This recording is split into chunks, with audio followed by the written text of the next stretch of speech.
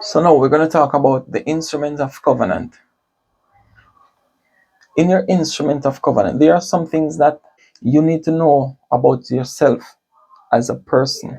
You need to know the different parts of your personalities, because if you cannot be honest with yourself, you cannot be honest with anyone else, especially in a relationship.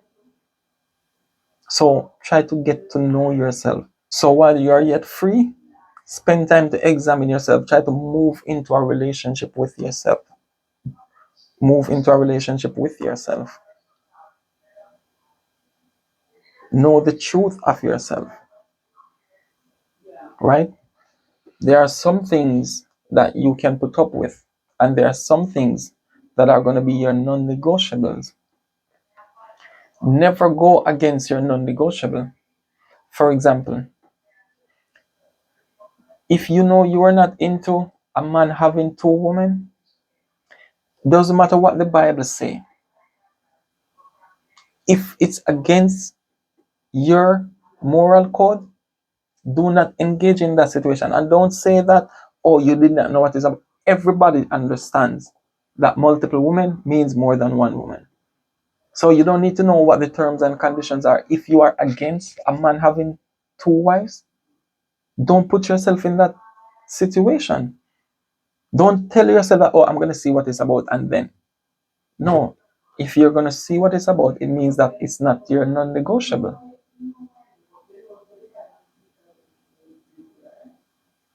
If you are 100% monogamous and you're sure in yourself and you're secure in that understanding that you are monogamous, guess what?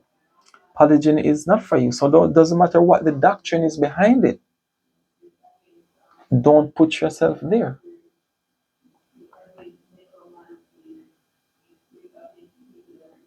Stand on what you say you believe in,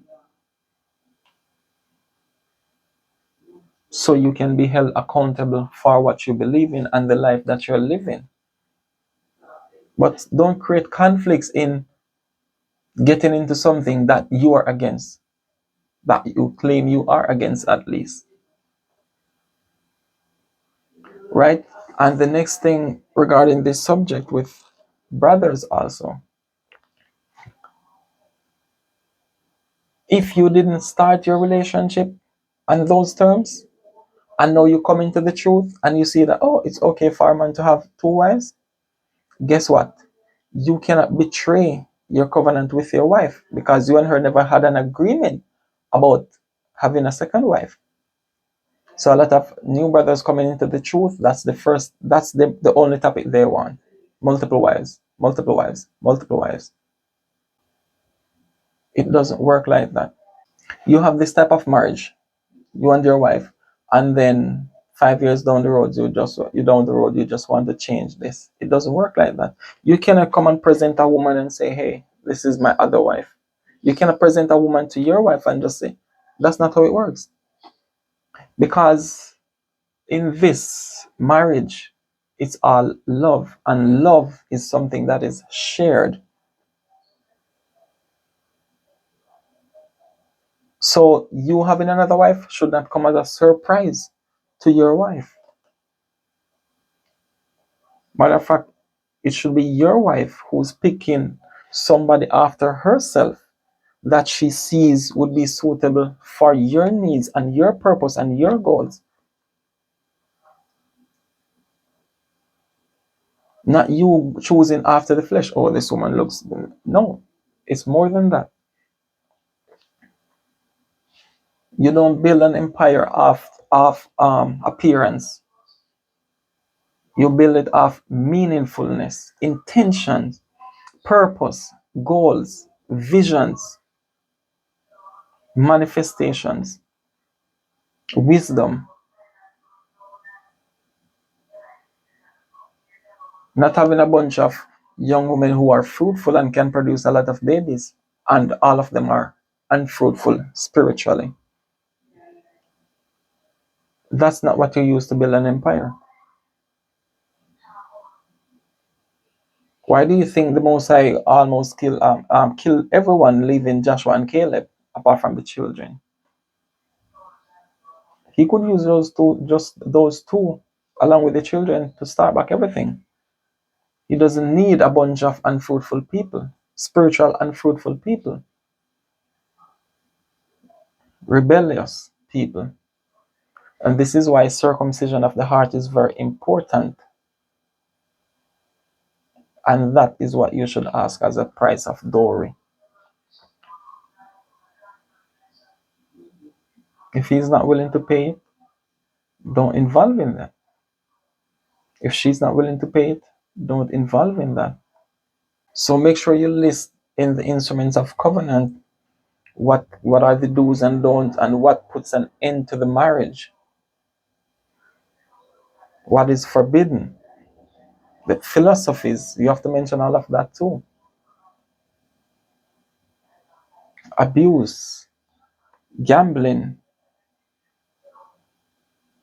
things that endangers the family.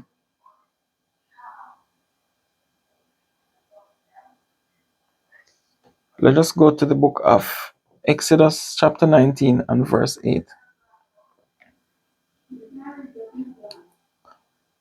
No, this is where Moses, was giving the laws to the people, and they said, and all, Exodus 19 and 8, it says, and all the people answered together and said, all that the Lord had spoken, we will do.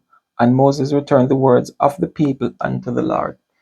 So you see, when you're making this covenant, everything that is listed there, everything that is mentioned there, everything that is documented, both have to agree and say, okay, all this that I told you about myself, I will do it. All this that you said about yourself, you're expected to do it. You're going to be held accountable for when you go against it.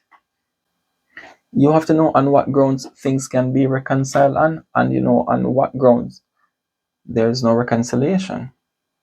For example, adultery is the act of intent. It's an act of intent. Just like you said earlier, if a man hold a woman and force her into sex, and she cries and no one is there to help her, even though she had sex with another man, it was not intentionally. So yes, that's forgiven, right? But what if she intentionally did it? You can say, you know what? I forgive you, but I'm not going to reconcile the relationship with you. You can do that.